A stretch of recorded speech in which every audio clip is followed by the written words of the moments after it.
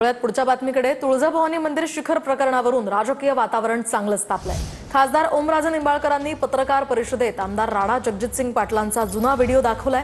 मंदिर शिखर सकट उतरवावं लागेल असं म्हणणारा हा जुना व्हिडिओ दाखवण्यात आलाय। दरम्यान मग हे षडयंत्र नेमकं कुणाचं असा सवाल ओमराजे निंबाळकरांनी केलाय।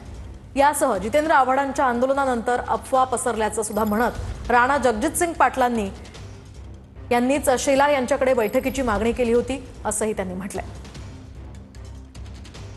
या निदर्शनास असं आलं की स्वतः राणे पाटलांनीच काय म्हणलेत आपण आता हाती घेतलेला आहे।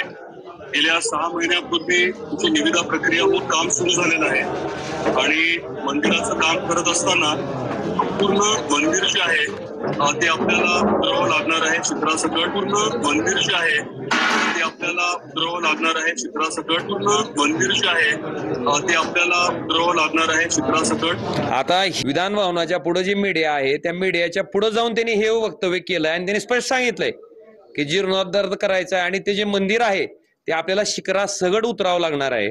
आता ही स्टेटमेंट केलंय कोणी?